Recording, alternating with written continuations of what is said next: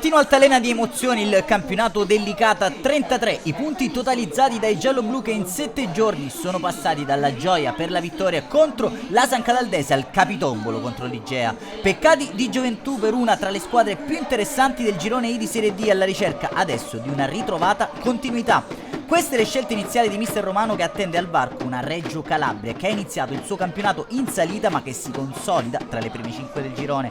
In portavalenti trittico in difesa con Pino Calaiò e Cappello orfani del capitano Orlando assente per squalifica, in mediana spazio a Giannone, Currò, Murgia, Rotulo e Lanza. Tandem d'attacco con Saito e Minacori, dirige l'incontro il signor Selvatici di Rovigo coadiuvato da Morello di Pesere e Veli di Pisa.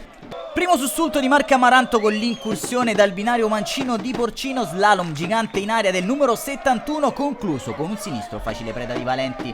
Licata che risponde con la rasuiata dalla distanza di Rotulo. Martinez non è preciso nell'intervento, ne approfitta allora Calogero Minacori che si avventa sulla ribattuta come un falco scaraventando con veemenza la sfera in rete. 11ª marcatura in campionato per l'attaccante di mister Romano che porta così in vantaggio il Licata. Contro il C, contro il V, copia e incolla dell'azione precedente con lo strappo centrale di Rotulo 2 minuti più tardi che ci prova dalla distanza. Attento Martinez in questa occasione. La posizione ibrida del numero 10 giallo-blu tra la zona mediana e la tre quarti sta creando grossi grattacapi e Amaranto. Ancora un'incursione di Rotulo, arriva il raddoppio licatese filtrante a premiare l'inserimento di Saito. Tocco morbido del numero 19 a scavalcare Martinez per il raddoppio del Licata e il tripudio del saraceno di Ravanusa ha colpito ancora la coppia Minacori-Saito. Regina che prova a rientrare in partita alla mezz'ora. Bolzicco apparecchia per il destro incrociato di Provazza che si spegne largo di un paio di metri alla destra della porta difesa da Valenti. Sul finire di frazione cross dalla sinistra di Cham, torre per Barilla che calcia di fatto un rigore in movimento toccato quanto basta in corner da un difensore giallo-blu.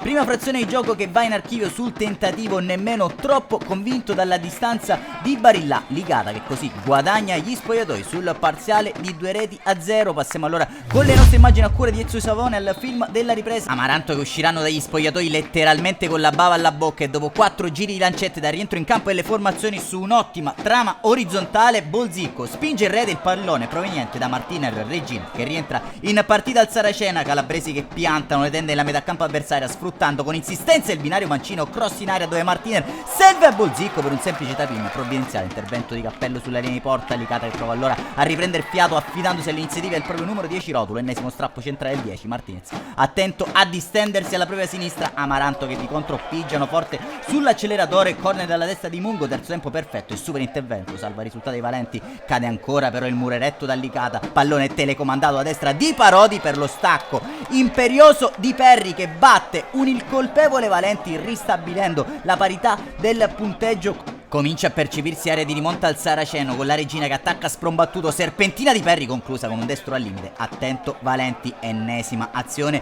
di sfondamento in questa seconda frazione sul binario mancino dei calabresi, sfera a rimorchio per Perri che si divora da pochi passi il gol del 2-3. Sono solo le prove generali per la rete del primo vantaggio Amaranto. Perri ci prova con un destro sporco dalla distanza che diventa beffardo dopo la deviazione involontaria di Lica che inganna Valenti. Sfera che si accomoda dolcemente in porta, clamoroso ribaltone al Saraceno di Ravanusa. La rimontata alla Regina è passata avanti, i locali che nel finale trovano le energie fisiche e mentali per reagire. Un gran destro al limite di Rotulo per distacco, il migliore dei suoi, largo di 1 metro, ma non c'è più tempo al Saraceno di Ravanusa. Reggio Calabria che batte il Licata, lo fa in rimonta sotto di 2 reti dopo i primi 45 di gioco. Hanno trovato la forza di ribaltarla grazie alle reti di Bolzicco, Perri e Lica nella ripresa. Un saluto allora amici appassionati e appuntamento come al solito alla prossima. Resta solo l'amaro in bocca agli uomini di mister Romano.